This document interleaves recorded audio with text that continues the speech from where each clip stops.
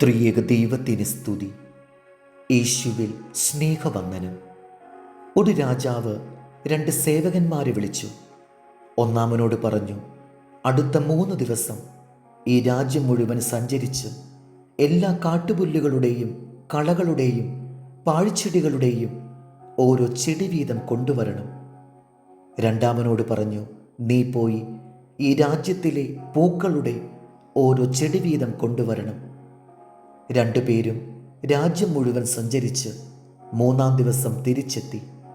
ഒരാൾ കൈ നിറയെ കളകളുമായി നിൽക്കുന്നു, മറ്റൊരാൾ കൈ നിറയെ പൂക്കളുമായും. ഒന്നാമനോട് രാജാവ് ചോദിച്ചു, എങ്ങനെയുണ്ടായിരുന്നു നിന്റെ ജോലി? അവൻ പറഞ്ഞു, രാജാവേ, നമ്മുടെ രാജ്യം മുഴുവനും കളകളും കാട്ടുപുല്ലുകളുമാണ്.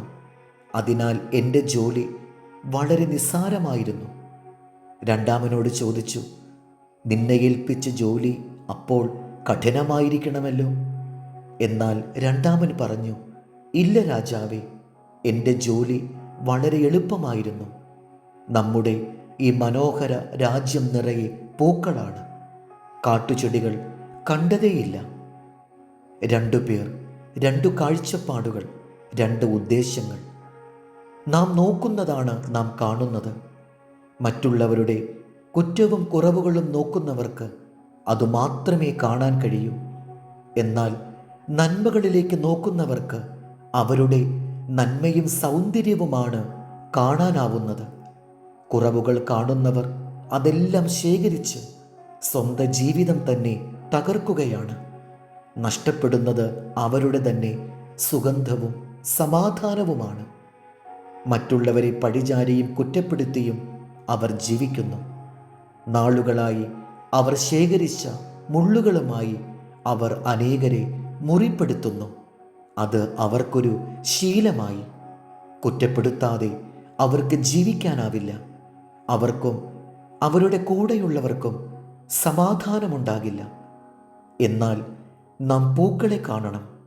ആ സുഗന്ധം നമ്മിലുണ്ടാകണം. മറ്റുള്ളവരുടെ നന്മ കാണുന്നവരുടെ ജീവിതം സുഗന്ധമയമാണ്. അവർ നോക്കുന്നതും കാണുന്നതും അനുഭവിക്കുന്നതുമെല്ലാം സുഗന്ധമാണ്.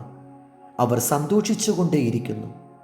അവർ സകലരുടെയും സകലത്തിൻ്റെയും നല്ല ഗുണങ്ങൾ തിരിച്ചറിഞ്ഞ് അംഗീകരിക്കുന്നു. അവർ സൗഖ്യമാക്കുന്നവരാണ്, ഒരു രാജ്യത്തെ മനോഹരമാക്കുന്നവർ. സങ്കീർത്തനം 37:3.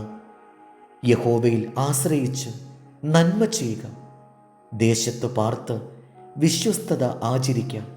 യഹോവയിൽ തന്നെ രസിച്ചുകൊള്ളുക, അവൻ നിന്റെ ഹൃദയത്തിലെ ആഗ്രഹങ്ങളെ നിനക്ക് തരും. നിന്റെ വഴി യഹോവയെ ഭരമേൽപ്പിക്കാം, അവനിൽ തന്നെ ആശ്രയിക്കാം, അവൻ അത് നിർവഹിക്കും. ദൈവം നമ്മെ അനുഗ്രഹിക്കട്ടെ. കർത്താവിൽ എളിയ ശുശ്രൂഷകൻ ഈരാളിലച്ചൻ.